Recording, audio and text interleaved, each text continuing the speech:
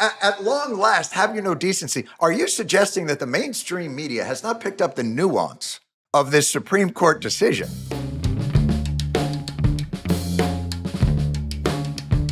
Hey, everybody. Welcome once again to The Weekly Show with Jon Stewart. I'm Jon Stewart, and I apologize if that was too enthusiastic. I have yet to understand, in terms of a podcast, how to open it up, what level of enthusiasm is appropriate for when people are just listening to something as opposed to on cable television when you're coming in and very clearly somebody's making popcorn or something else. So that may have been too forceful. And I'm sure that our grand producers, Brittany Mifepristone and Lauren Walker, who are here with me, would be able to tell you. Last week, we had our military-industrial complex show. We learned, shockingly, that there is waste, fraud, and abuse in a lot of the budgets of our military-industrial complex. But even more interestingly, we learned that our military-industrial complex may be strategically counterproductive.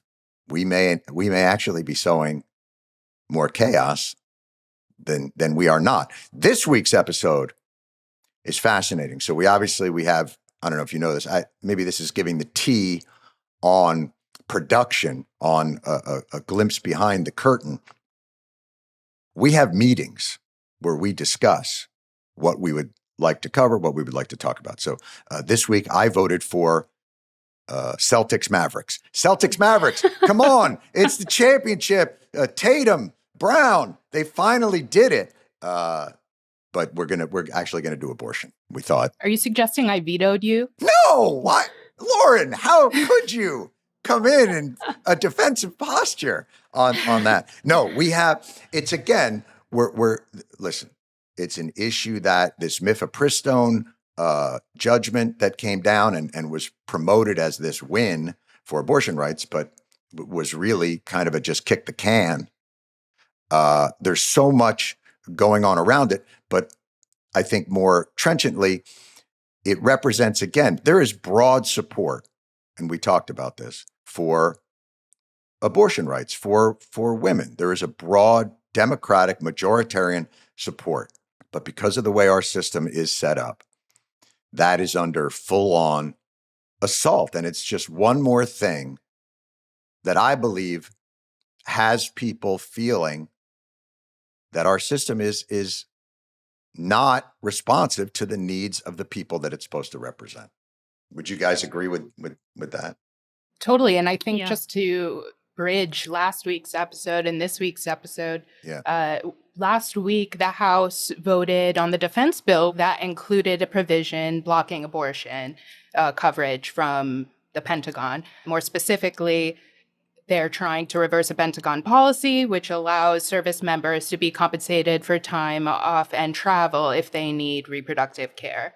Right. So it just shows you the attacks come from everywhere, can fit into any bill.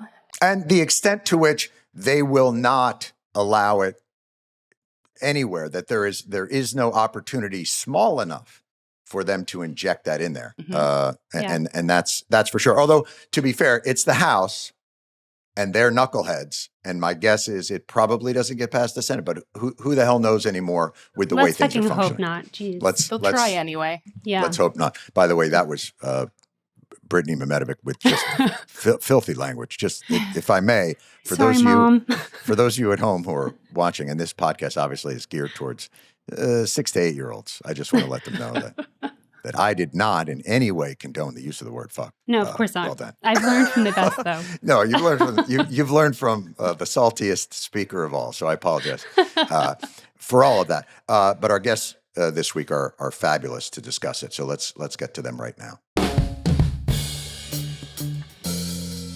Okay, so we're going to welcome our honored guest, Melissa Murray, our old favorite, NYU law professor, co-host of the Strict Scrutiny podcast, which I say slowly so that I don't fumble it, and Jessica Valenti. She's the founder of abortioneveryday.com and author of the forthcoming book, Abortion, Our Bodies, Their Lies, and the Truths We Use to Win.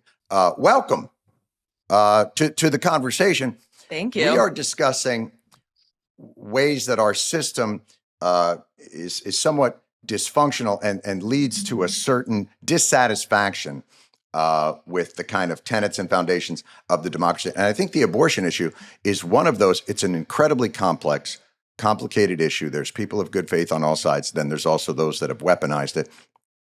But it felt like after Roe, the country had found kind of a status quo that felt majoritarian to some extent. But the forces of the anti-abortion movement have chipped away at that through legal means.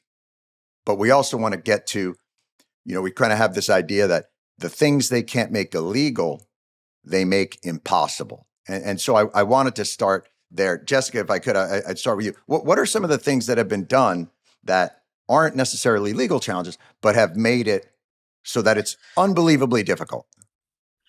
I mean, part of the problem is there's so much. And they're not relying on any one attack, which is really smart. So if one fails, they have a million others waiting in the wings.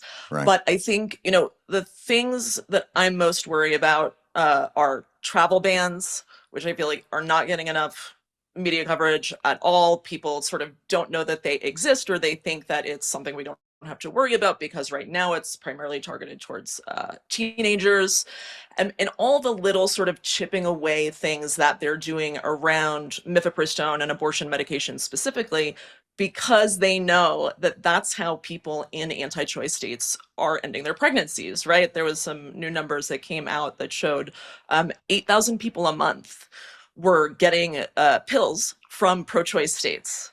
And so they know that women are getting around their bans. They're really pissed off about it. And so they're sort of doing everything that they can to, as you said, make it impossible to get. Melissa, let me ask you, so that brings up how they're doing it legally. So they're setting these boundaries. I don't know much about how a travel ban is placed legislatively or is enforced. And mifepristone, the big news was, that ban failed at the Supreme Court, but it's not as simple as that, is it? It was actually not a particularly robust victory, no? No, I think that's right. Thanks for having me. It's great to be back. Melissa, let me add anytime, Melissa. Thank you. Again, the dogma has caught the car on this issue. I want to tack back to something that Jessica said. Yes. Before Dobbs and the fall of Roe, we had become anesthetized to the fact that you had to wait 2 days if you wanted an abortion, that you had to travel and take time off of work if you wanted to do this, and have an ultrasound, and all of these things that were medically unnecessary but were designed to chill individuals from wanting to go through with this and to have abortions. We come to accept that as normal. And now in this post-Roe landscape, we are coming to accept the fact that a quote-unquote normal ban is one that prohibits abortion at 15 weeks. Like, you were exactly right about this new Supreme Court opinion that was just released. It preserves the status quo. And I just want to underscore that. That's not great. The status quo is shitty. And so it preserves that shitty status quo. And I think the way to think about that challenge— What is this, when you say the status quo, what do you mean by that? So the court in this case, this was a challenge to mifepristone, which is one of the drugs in the 2-drug medication abortion protocol. And it was a challenge to the FDA's approval of mifepristone, and then also to the FDA's regulations that were released during the pandemic that made mifepristone easier to access because it allowed for its distribution. You could do through telehealth the mails. or something right, like you that. could telehealth, right. all of that. Okay. I think the way for your listeners to think about this challenge to mifepristone and those regulations is that this was the anti-choice movement's effort to ban abortion in blue states where it's accepted, where the constituents want access to reproductive freedom. So it is completely anti-democratic because they are importing their red state values into these other places. So I want to make that clear. The status quo that we have now is we have a patchwork where red states ban it and blue states allow for it. And, there's some crossover because women who want this will go to blue states or will seek out help from blue state physicians. And that's what they're trying to end. And that's basically what the Supreme Court preserved. This was not a decision on the merits. They never got into whether the FDA this was properly on standing. It was on this jurisdictional question of standing. Were these anti-choice doctors, the Alliance for Hippocratic Medicine, were they the right plaintiffs to be bringing this case? Because they had never prescribed mifepristone, nor had they ever had a patient who had been harmed by mifepristone because— Nor are they Hippocratic. They're hypocritical, but not Hippocratic. No, but not Hippocratic. No one, like, there are very few women who have ever been harmed by mifepristone because the drug is incredibly safe. And so it was a real challenge for them to actually find plaintiffs who could make out an actual injury to challenge the regulations of this law. And so instead, you had these doctors making absolutely specious claims that their injury was in losing the aesthetic value of seeing a baby born, of seeing their in utero patient brought to life. And wait, that was the injury? It wasn't a physical, oh, they were hurt. It was they would never a have generalized the glory? grievance, moral objections to abortion. And the court rightly said that that's never been enough under Article 3 of the Constitution to sustain jurisdiction in federal court. But the fact that we had to go to the Supreme Court to say that is absolutely crazy because everybody knows that. So this should have been struck down well before Melissa, it got to the court. For God's sakes, they, in the same session, made it so that bump stocks are available. So this thing that actually does bring grievous harm to people through turning a regular gun into a machine gun, yeah, that's cool. But mifepristone with its imaginary... But this is the thing, John. So the court issues this decision, says, no, this is a completely specious standing claim. We're going to kick this out of court. We're not even going to decide this on the merits. And then you have the mainstream media heralding this as a victory for reproductive freedom. Are you suggesting, not a victory. Melissa Murray, at long last, have you no decency? Are you suggesting that the mainstream media has not picked up the nuance of this Supreme Court decision? I will say when I go on MSNBC, I make sure that the nuance is picked up. I don't know that everyone is doing this. Right. But people are talking about this as a victory. It's not a victory. Or if it is, it's a very muted victory. And it's not going to last. They are going to find new plaintiffs that will challenge us. And the only winner here... It's relentless. Well, but this is the point. The winner here is not the pro-choice movement. It's the court, because the court gets to appear moderate on the issue of abortion at a time when millions of people are galvanized about abortion as an electoral issue. We have an election coming up in a few months. This court does not want to be a part of that election and that narrative. And so this is a win for the court. They get to be moderate, they get to be consensus-driven and rule of law oriented, but in fact, they've merely preserved a shitty status quo that they brought into being. And kicked it down the road. Jessica, I want to ask you, because we bring up, we sort of talk about these things in in red states it's this, and in blue states it's this, but it's obviously never as simple. And there are certainly blue cities in red states and red voters in blue states, and never the twain shall meet. But the fact is, the hurdles that they put up for people is the thing that is really, I think, made it so difficult for women to make these choices. Melissa talked earlier about these travel bans and the like. But so if you're in a city, a blue city that broadly supports abortion, but you're in a red state, let's go with, Houston and Texas.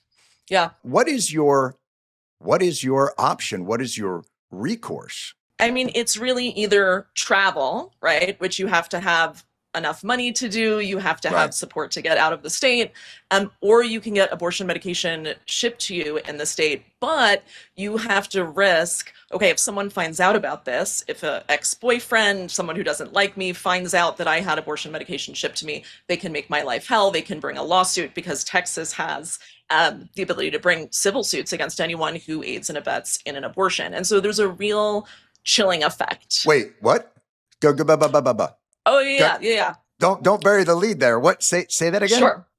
So Texas has something that is sort of informally called the bounty hunter mandate, where you can get the bounty hunter mandate for pregnant women.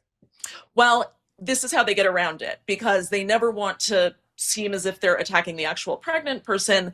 They say anyone other than the pregnant person. So someone who drove them out of state, someone who helped them get abortion medication. In one case, a woman's abusive ex-husband brought a lawsuit against 3 of her friends, who helped her to allegedly get abortion medication into the state and end her pregnancy. And so now you're set up with this system where if you have an abusive ex-partner who wants to make you miserable, they can go ahead and they can sue your friends for helping you to get care. And what that means is that all of these people who may have had, the ability to travel, the ability to get abortion medication shipped to them, are terrified. They're terrified that they're going to ruin their partner's life, ruin their friend's life. And I'm sure the doctors then must be terrified that they're going to get prosecuted as well. Let me back this up just for a moment, because these are the things that sort of shock the conscience.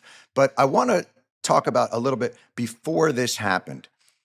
Isn't the pressure that they brought to bear on abortion providers, isn't the pressure they brought to bear of, oh, if you're going to do that kind of care, your facility has to be like a hospital, and then through sort of intimidation of the doctors, they made it so that there's very few clinics, so that even within the state, people had overwhelming travel hurdles, especially if they didn't have the kind of resources that, people might have to get that something done. Even before these types of more draconian measures have been put into place, haven't they put into place effective bans prior to this? Yeah, I have a guest column at my newsletter today from a woman who lost vision in one of her eyes because her abortion care was delayed in Maryland before Roe was overturned. So they had these laws in place for a really long time. And I think you're talking about TRAP laws, which is targeted regulation of abortion providers. Okay. And so, they did everything that they could, even in pro-choice states. So for example, if you're an abortion provider in a pro-choice state, they say, well, you need to have admitting privileges at a local hospital, right? The problem is a local hospital is not going to give an abortion provider admitting privileges because they never bring patients there, because abortion is so safe that they're not bringing any patients into the hospital. And so they've set up this system where it's essentially impossible. Yeah, exactly. And so they just made it increasingly difficult to keep clinics open, even if it was ostensibly legal. Let me ask you a question, Melissa. Is there recourse in states where it's legal to go after other states, let's say because they're interfering with interstate commerce? If a red state is preventing you from traveling into a blue state for a procedure, couldn't that be construed as interference at some level? I think that's right. And I think there are a number of blue states and blue state AGs that are contemplating the prospect of dormant commerce clause challenges to the fact that essentially these red states are imposing their own public policy preferences on the citizens of blue states who don't share them. And there was actually a very interesting case in the Supreme Court a couple of terms ago, not about abortion, but ironically about pork production. The state of California had particular rules. What? Pork production. The state of California, not surprisingly, had particular rules about how the pigs that were slaughtered and then used for pork products were kept. And, the pork industry challenged these regulations on the view that because California was such a large state with, such a demand for these products, that their public policy preferences for humanely raised and pastured pork products then basically were exported out to other states that didn't share them. And so I remember the oral argument in this case really keenly because everyone seemed really concerned about the Dormant Commerce Clause and about interstate commerce and the prospect of very large states exerting their will on smaller states. And it didn't seem to be about pork products at all. And I think it actually was a shadow debate for what would happen in the post-Roe world. And so what was the decision in that case? Well, let me check. National Pork... Hang on. Wait, you can't Google during a podcast. That's cheating, Melissa. No. I just want to make sure. I want to make sure that I'm right. Okay. The court affirmed the dismissal of the complaint. So it's like it's cited with California, but if it were presented almost in any other with context. Right. Almost. Well, yeah. I mean, if it's same idea, sort of a jurisdictional question, but I imagine the debate and the disposition of the case might have been really different if it had been something like abortion or guns and not necessarily pork products. That's right. I want to get into that because that's interesting to me because I do think there will be unforeseen consequences and cases that come out of this when you follow the logic. So I'm going to present some other logical maneuvers on this. I'm sure most of them are fallacious and make no sense, but I'd be happy to have you address them anyway. So now you have in Texas, if somebody abets someone in the driving to Illinois or whatever it is, and then they always want to say things like, well, but we do make an exception for the health of the woman. If she is in danger, correct? Is that for the most part? I know there are some that don't, but isn't there an emergency care for the health of the woman? They supposedly exist. Yeah. Supposedly. good luck qualifying. I mean, here's the thing. I think you see it all the time, and you see it in the context of the bounty hunter laws. These laws aren't necessarily meant to survive legal challenges. Their greatest efficacy can be in the short term, where they chill what would be otherwise lawful conduct. So you're right. There is an exception. So take Texas's law, for example. Texas provides that, if you are getting an abortion, it has to be for these sort of exigent circumstances. And those exigent circumstances include when a patient has a, quote, life-threatening condition and is at risk of death, or substantial impairment of a major bodily function. But it doesn't define what the substantial impairment of a major bodily function is. Isn't pregnancy in itself, it's not a benign process. Couldn't that be considered a substantial impairment? All of that. And so, without actual definitions, it's left to the physicians to make these judgments, knowing that an enterprising attorney general, like, say, Ken Paxton, might come down really hard on them if he doesn't agree with their medical judgment. So in these circumstances, I think doctors feel like their hands are tied. They know what they would do in their medical judgment. They just don't know where medical judgment begins and the law ends. And if they take the chance, if they take the risk, there can be real consequences. For them, legal consequences for them. Yeah. I mean, legal consequences and collateral consequences. Like, if you are a party to some kind of legal proceeding, even if you ultimately prevail, you have to document that for purposes of licensure. And you could have your licensing. You can lose your license, all that. You might not be able to get insurance. I mean, it's a real conundrum for them. Jessica, has that impacted people in a human way, in a real way? Yeah, I mean, this is what I was going to say. There's what the law says, and then there's what actually happens in real life. To human beings. To human beings, which would be nice to think about every once in a while. Right. Human beings, not vessels. Yes. Not vessels. Hard. So the example that you gave, right? Let's say someone wanted to travel, the person, depending on the county they are in Texas, several counties in Texas have passed what they're calling anti-trafficking laws, abortion trafficking laws, that again allow a civil suit to be brought against someone who uses the roads of that particular county to bring someone out of state for an abortion. And so it's this slow chipping away at our ability to travel. And that's like a really terrifying thing to me. Even given the mother's health being in question.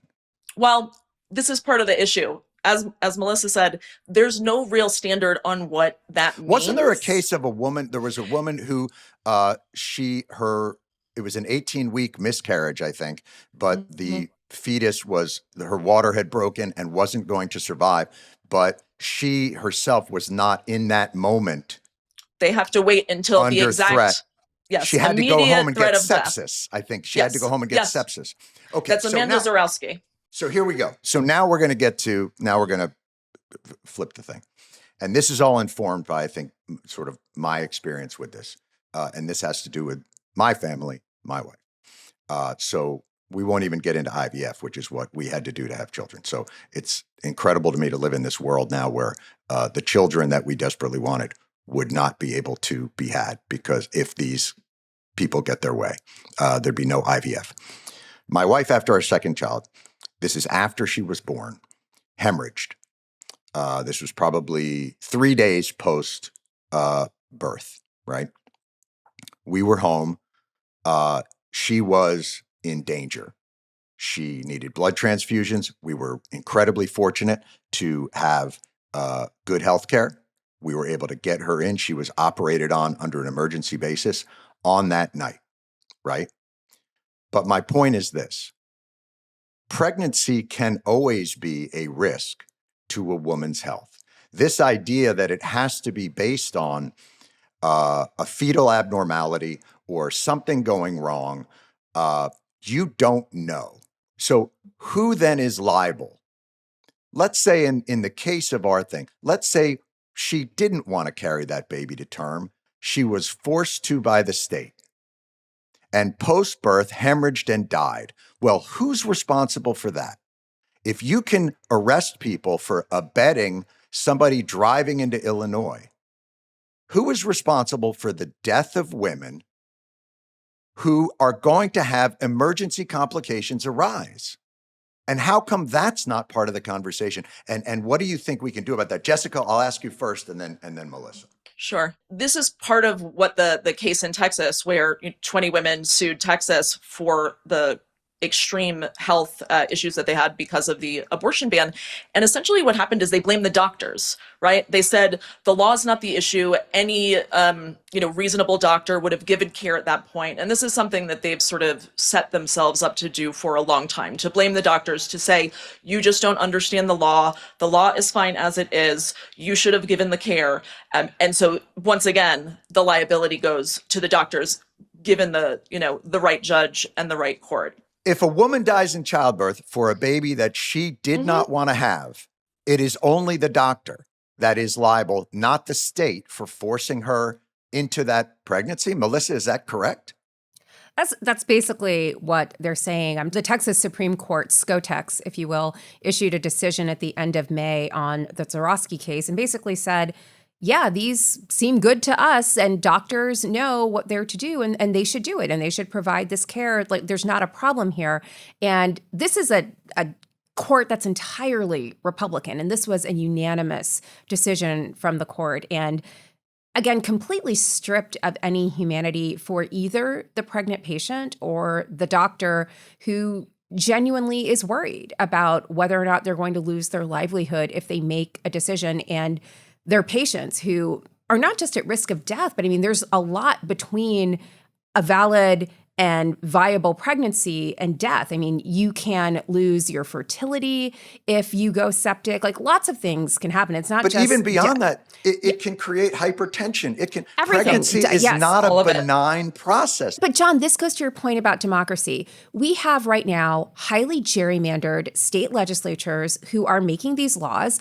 These legislatures are not comprised of physicians. They're not even comprised of women of reproductive age. It's a lot of men, many men who are not in the same age bandwidth as most women who are in their prime reproductive years. And the idea that your views are being reflected, your interests are being accounted for in the legislative process, that's just a fallacy. I mean, these are geriatric legislators made up of men who are not doctors, making laws that will legislate for doctors and their patients. And the legislatures aren't affected by this, but their patients are. And again, I just want to emphasize the way in which the anti-choice movement has ginned up all of this. Like James Bopp, who is the spokesperson, the head of the National Right to Life Committee, argues that the physicians are the problem. The laws are clear, and if they're not clear enough for the physicians, the onus is on the physicians to suggest fixes. That's literally what he says. They should suggest the fixes. Doctors aren't legislators. Whose job is it? It's the legislature's job. Melissa and Jessica, I want you to address this. There is no fix for a process where some women die. How do you fix pregnancy to make it so that there is no chance that a woman dies? If you force someone to carry and I understand there's at a certain point in the development of the fetus and the embryo, or the embryo to the fetus, and then that the rights of both tend to converge, right? I get that. But starting on that journey, you cannot guarantee a woman that you'll be okay. You just can't. No, especially in the US, right? Where maternal mortality is so awful. But anywhere. Right. And I have to say, just getting back to the scenario we were talking about before, even if someone is able to get that health indicated life-saving abortion, in a lot of these states, because the way they've written the law in such a way that instead of giving standard abortion procedures, they're giving women C-sections or forcing them into vaginal labor even before viability, even when they know that there's no chance for the fetus's survival. And this is one of the ways that doctors are trying to protect themselves from liability, but it's also written in the laws. If a life-saving care is needed and they need to end the pregnancy, you need to give a maternal fetal separation, which means C-section or forced vaginal labor. And it's, just getting back to the actual real life suffering that is happening. That's, for some women, that's the best case scenario, that the life-saving care that they get is unnecessary, major abdominal surgery. John, this goes back to the point I think you made earlier. We're fighting for the shards of reproductive freedom, like the opportunity to have physicians make exigent decisions on behalf of their pregnant patients. We're not fighting upstream for what would reproductive freedom look like in an ideal world, because for now, that is gone. I mean, the court preserved the status quo on Mifepristone. There are already 3 states who are teed up and ready to bring that case on the ground that they have been injured with by different the standing, fact that, right? yeah, they have a different claim of standing. Their claim is going to be that as anti-abortion states, the availability of Mifepristone and medication abortion flouts their ability to regulate abortion in their states. But can't that be flipped? Melissa, can't that be flipped? So let's say there is a family that lost a daughter, a wife, because they were forced to endure a pregnancy and they died during that pregnancy. And can't that then be flipped? But let me also, and this may be far flipped. afield. I mean, but here's the thing: like, Right. we're literally contemplating scenarios where our victories are built on the backs of dead women. No. Listen, Melissa, this is an awful scenario. I am literally just trying to figure out how you battle this relentlessness. I think that's how Roe came into being. Like, stories like Jerry Santoro, who was a mother of 2, who was literally butchered in a hotel room trying to end a pregnancy she did not want. Is there any other law that compels a person ostensibly to save someone else's life? So the idea being, well, the abortion is to save a baby's life once it reaches a certain gestational age and do the thing. But let's say, for instance, my kidney would, if I were to give it to somebody, it would save their life. Could I ever be compelled to do that? You're never placed in a situation, human beings, other than like the military draft, where the government compels you to do something where you might lose your life or have otherwise harm. But we're doing this to women, are we not? We're compelling them. So I don't know, outside of Prince Harry, who says in his autobiography, Spare, that he was born to allow for extra organs for Prince William if they were necessary, like leaving that to the side. Like, your example is an extreme one, but I think the anti-choice movement would put up a different example, and that example would be vaccinations, like the idea that mandatory vaccinations to secure collective public health is an intrusion on your bodily autonomy that you may not want. But I think there can be harm. There can be harm. I think that's right. There can be harm. I think the differences between a vaccination, even one that is, very quickly rolled out in pregnancy and the real harms of pregnancy. I think you can make a pretty clear distinction between those. But I think that's the example that they use. And in fact, Amy Coney Barrett, in the Dobbs oral argument, that was the example that she used. She's like, speaking of bodily autonomy, what about vaccinations? And I was like, oh, here we go again. So, this question of bodily autonomy can go both ways. Like, they have made a lot about this in the context of masking and vaccinations. And masking, abortion I would say is not, but vaccinations can they do cause make the harm. claim. Yeah, but they make that claim in those two contexts and seem completely oblivious that you could make the very same arguments in the context of abortion. Right. Jessica, is that, for the women that you're trying to uphold and represent, what is in your mind kind of the mental health of a community that feels trapped by this idea and sort of placed into a secondary position in society? Right. I mean, I do think, in anti-choice states, it's just constant fear. I think that's safe to say. There's just constant fear. Right. And in pro-choice states, and I have this conversation a lot with my daughter, outside of the immediate physical impact that these bans have on people, it does something to you as a person to know that your country doesn't see you as fully human, right? Like, there is an emotional toll to know that you don't matter. There was a woman in Oklahoma who, another one of these post-Roe horror stories where she was miscarrying. She couldn't get care. She had to travel out of state, spend thousands of dollars. And she said, I'm not going to get pregnant again because now I know my life doesn't matter. Now I know I don't count. So why would I ever put myself in that situation? Because as soon as you're pregnant in this country, you do not count. You do not matter. And that's a really difficult, bitter pill to swallow. Yeah. That's tough. Melissa, are you finding on the horizon, are there the types of legal challenges to this? Where do you see this with a little bit of light at the end of the tunnel, or do you think it gets darker before things begin to shape out? I want to emphasize, the limits of law here. Law is not necessarily a place for imaginative solutions to real problems. If you're in the courts, you're necessarily in a defensive posture. So I'm not thinking about legal solutions for this. I mean, I think there can be cases, but as I said, those are the cases that are going to be built on a foundation of utter tragedy, like literally we'll be litigating from the posture of dead women. I think the bigger opportunity is in the political or electoral space, right? We live in a distorted democracy. The court has made it much harder for individuals to register their preferences through representative government because of its rulings on gerrymandering. It's made it harder to register your preferences at the ballot box because of laws that allow for voter suppression.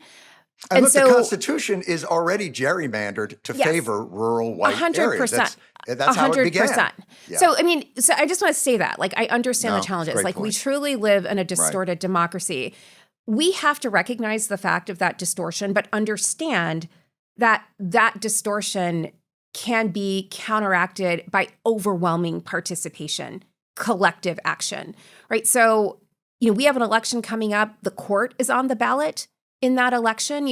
Justices Thomas and Alito, in addition to having emotional support billionaires, are septuagenarians. And if Donald Trump is elected, they will step down. They will retire the day after the inauguration, and they will be replaced by teenagers. And this 6-3 conservative supermajority not only may be expanded to 7-2 or 8-1, it will endure even longer because the judges will be younger. So we are fighting defensively right now in every forum, but the electoral space is where we have the opportunity to really help counteract this. If you can prevent Donald Trump from appointing new justices to fill Thomas and Alito's seat, from filling any other seat, that's a win right now. And we have to take that win. We have to look at state courts where all of these challenges in our abortion are shifting, they're shifting from federal courts to state courts. Those state courts have to be in a position to make rulings that are consistent with the will of the people. We have to have legislatures that are ready to enact constitutional amendments to their state constitutions that would protect reproductive freedom. We can't just focus on the president. We have to be down ballot. We have to focus on keeping the Senate.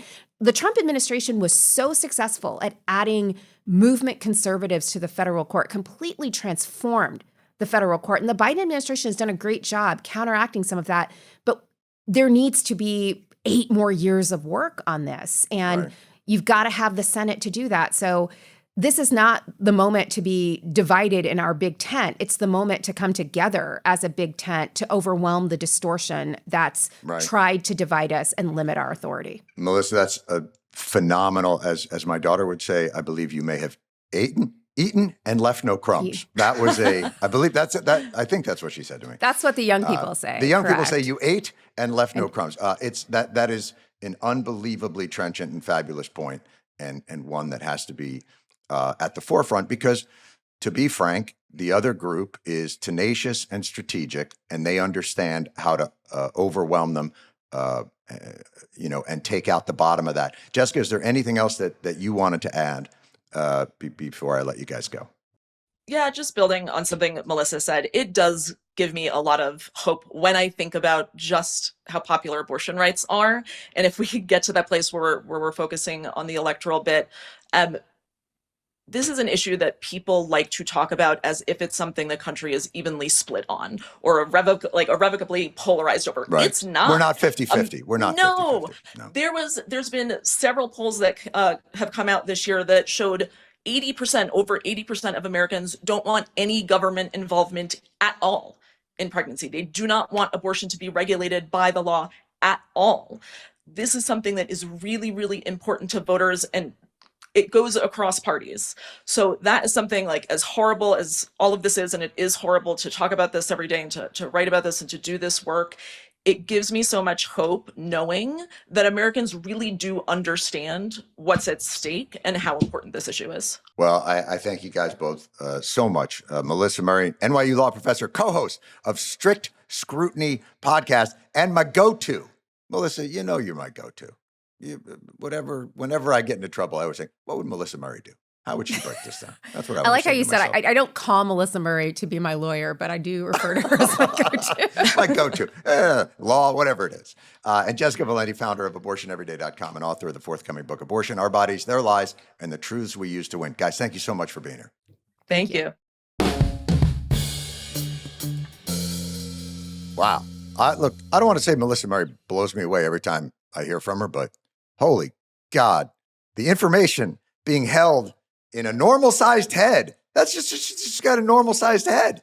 And yet all that information. And Jessica, you can tell, Melissa's attacking it from a legal sense. Jessica's really feeling, I think, the human burden of this. And boy, she articulated that so well. Yeah, the personal stories, I mean, they break my heart every time. Like, I can't wrap my head around the conversations and how this is still happening. But yeah. Well, and the way she said it, look, even with these legal victories, remember, it's on the backs of dead women. And you just think, oh God, that's right. Sometimes we forget in these theoretical. And now there's that, Lauren, what was that case in Idaho that's now coming up? The Supreme Court this term is meant to decide on Idaho v. United States, where Idaho is pushing back against a federal law that allows emergency abortion in the case of the life of the mother. So wait, literally saying even if the life of the mother is in jeopardy, nope, sorry. Yeah. Holy shit. Well, wow. Just certainly a lot to chew on there. But and the call to action from Melissa at the end, I thought was just, boy, what a great reminder of what's really at stake, and fabulous. That is the weekly show for this week. As always, you can't do it without lead producer Lauren Walker, producer Brittany Mehmetovic, the man behind the glass, Rob Vitolo, video editor and engineer, audio editor and engineer Nicole Boyce, our fabulous researcher Catherine Newen, and as always, executive producers Katie Gray and Chris McShane. Come on, fantastic. Best in the biz. Best in the biz, for God's sakes. Where can they find us, Brittany? We are Weekly Show Pod on Twitter, Weekly Show Podcast on Instagram, Threads, TikTok, and The Weekly Show with Jon Stewart on YouTube. We're on Instagram. Yeah, we are. What would we do on Instagram? Just take thirst pictures? traps? Yeah, don't look, John.